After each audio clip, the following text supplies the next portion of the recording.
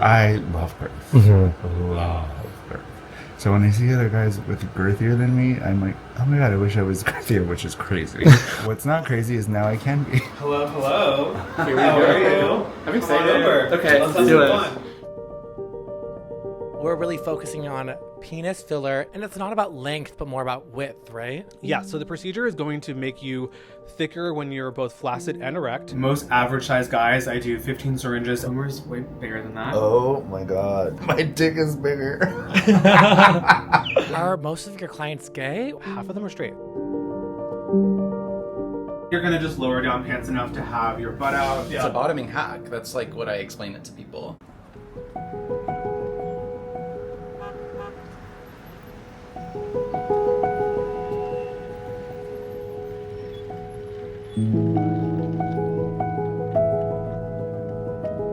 Hello. I'm going to Lushful Aesthetics. Oh my gosh, the legend himself. How are you?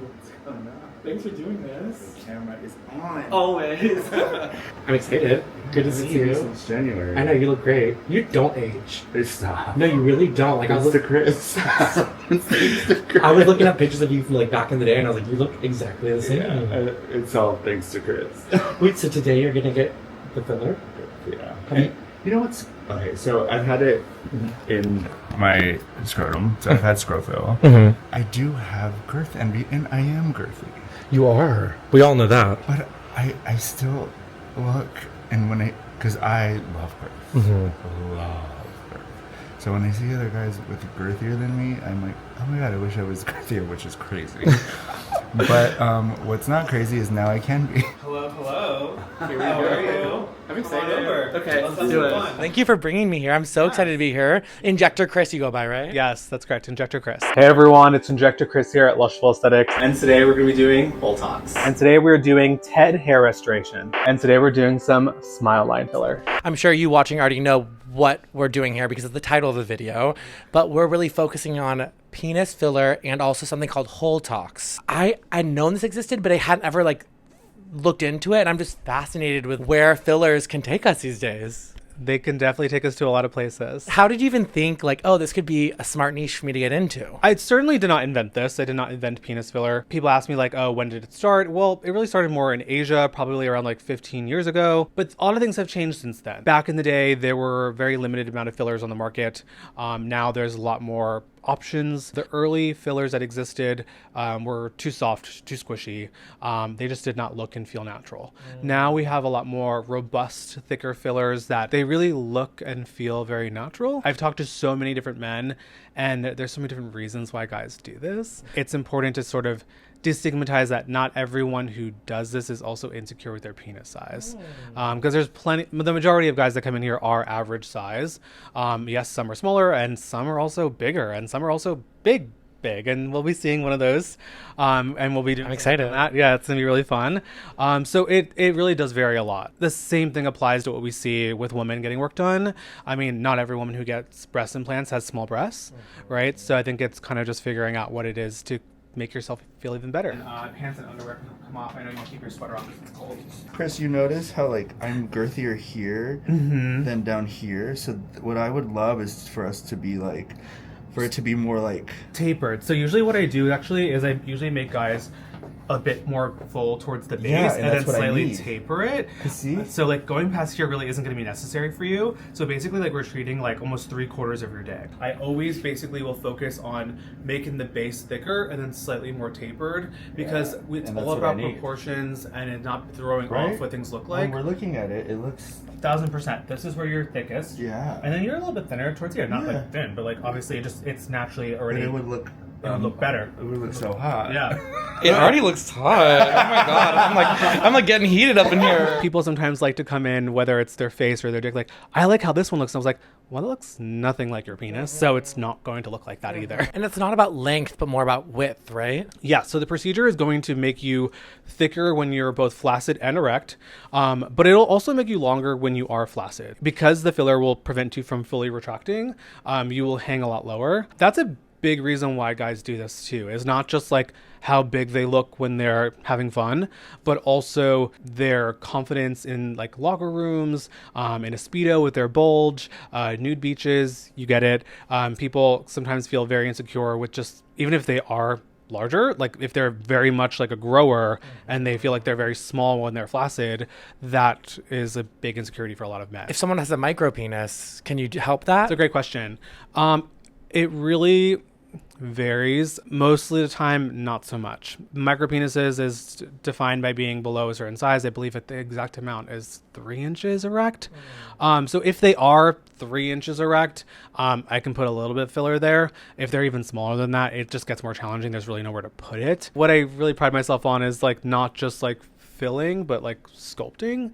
And so I really want things to look aesthetically pleasing, right? I don't want things to just be this pumped up like fat looking slug, which is like what I see a lot from other providers. Actually, this year my amount of revisions that I do has like taken up almost like 45% of my caseload for penis filler. Gosh, that would suck to get work done. It's such like a sensitive, vulnerable area. You know what I mean? To get something and not like it would be so unfortunate. And really expensive. On average, most guys who are average size, let's say 5.5 inches, do 15 syringes, and that gets them about half an inch to maybe 3/4 of an inch in circumference gain, and we charge $10,500 for 15 syringes. But yeah, the revisions suck because it's costly. Even if they were cheaper, like it's not a lot cheaper. So I mean, like you pinched pennies for no reason, and then all of a sudden now you have to have it dissolved and have it refilled, and it just adds on to cost a lot. So I've met plenty of guys who have spent $10,000, $20,000, $30,000 before even seeing me, and then have to get everything redone. What else has Chris done for you? Botox, jaw filler, lip filler, frown lines, laugh lines. We did your butt. Oh, we did my butt. Yeah. Like filler? So he does. He calls it instant BBL, babe? Yeah.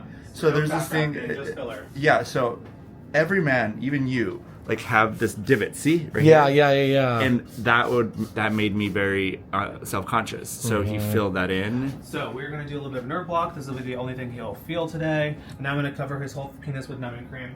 Okay, cool. And then I'll get set up with the filler and everything like that. This is actually a very standard treatment in my practice. It's most average size guys, I do 15 syringes. Average size meaning like 5.5 inches in length. I do 15 syringes. It usually gives them about half an inch in circumference. Now, Boomer's way bigger than that. Yes, he is. This is a conservative treatment for him, which is what we want. He doesn't want a true treatment where he's getting half an inch. This will probably, we are kind of doing this more obviously strategically placed because we were going to even some things out, and so we're going to go a bit thicker towards the base and taper it.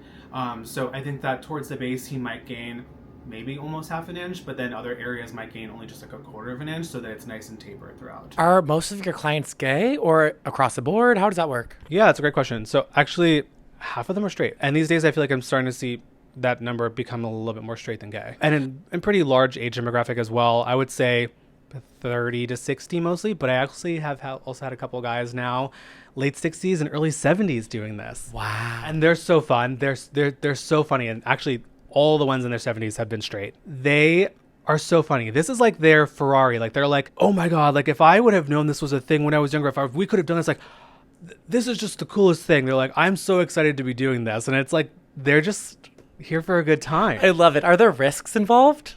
Yeah, like anything else when you're doing injectables. In the moment, what we worry about is vascular occlusions, which is filler getting into a vessel, and I'll tell you in a second how we mitigate that. Whenever you're getting injected, there's a risk for like infection, bruising, swelling. I don't like people to correlate swelling with pain. You're not going to be in any pain during the procedure, and you're not going to be in pain after the procedure.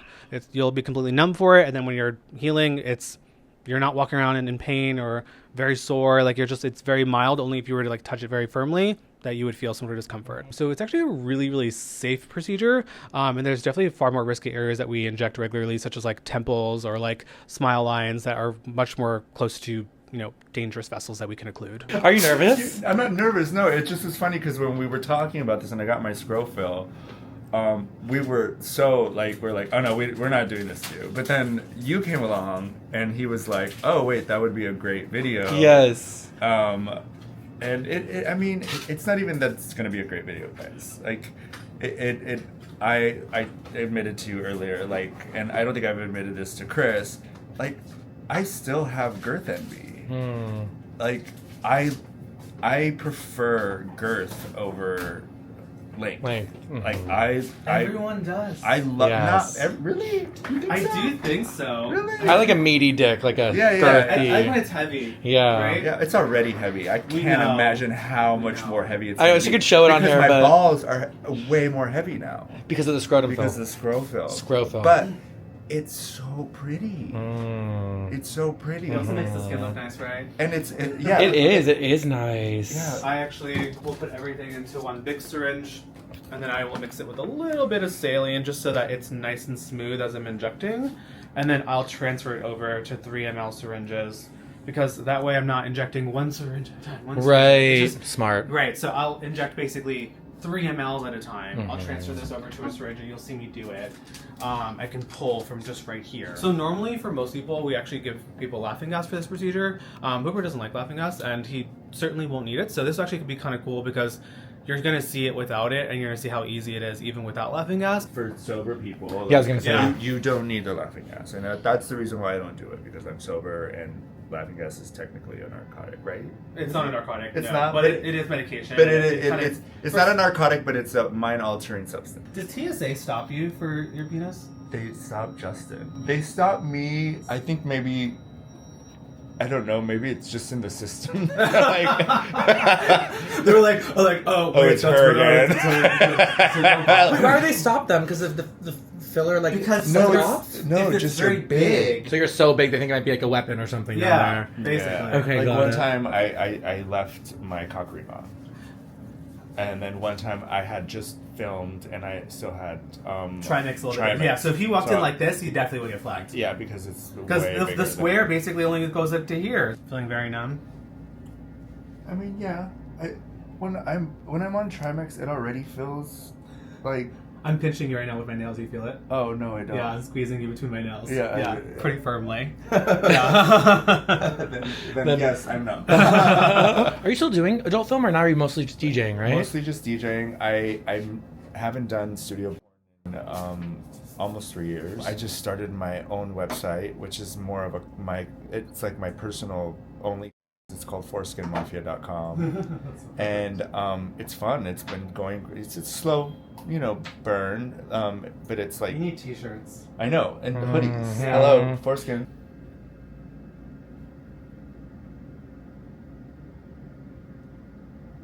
Didn't feel that, right? No. Oh, wow. You can see it get bigger as you do it. Wow. It looks good. There's an art form to it. What do you think? It's great. Most people have 2 entry points per side of their penis. Boomer's a lot longer, so he'll have 3. Mhm. But yeah, so usually it's just 4 injection points. It's not as hard to watch as I thought it was going to be. Oh my god. My dick is bigger. So we just finished the procedure, so now this is no longer sterile. I'm not using it anymore. Just showing you that this is not a sharp instrument, so you can bounce it off my hand. So that's the one that went into the dick. Yep. So that's what makes it super safe, is that you can't pierce any vessels. I'm bouncing actually pretty much good amount of pressure. I'm not even like poking any holes in my gloves. So I finished injecting. I just cleaned up the area one more time. He's not even bleeding at all.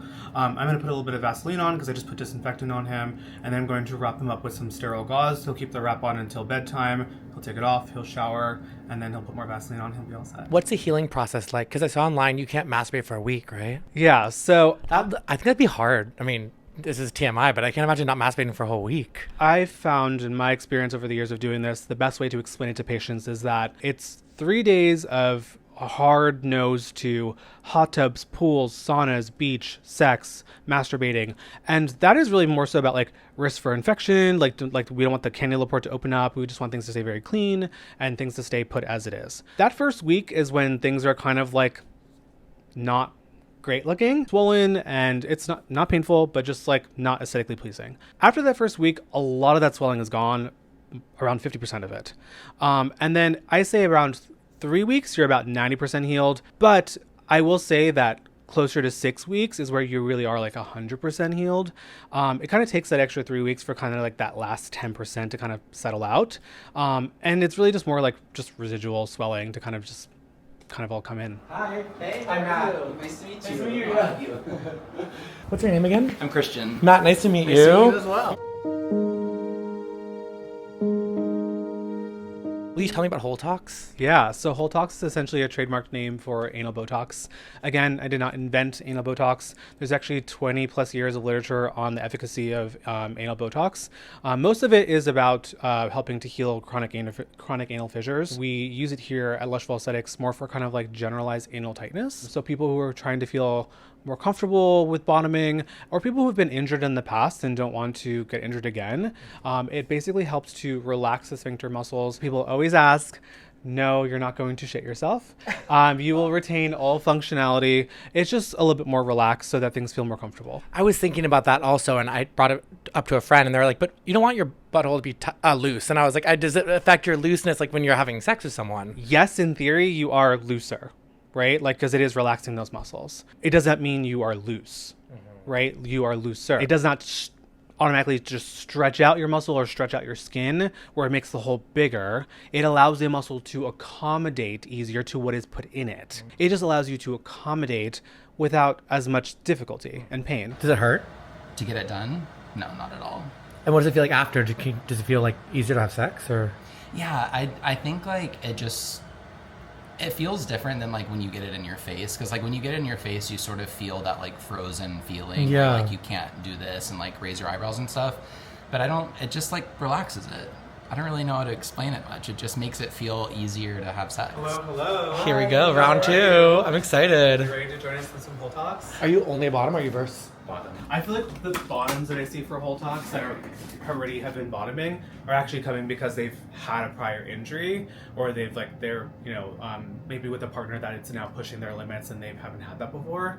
But normally I would say it's like lots of guys who are verse, who don't like regularly bottom, are the ones that I see like mostly for HoleTox. I think if you're getting fucked 3 times a week, you're good. Can you feel it like after like 2 weeks in? Can you feel like, oh, it's hitting? Yes. Yes. I'd say even shorter than that, honestly. And what does it I'd feel say about like? a week.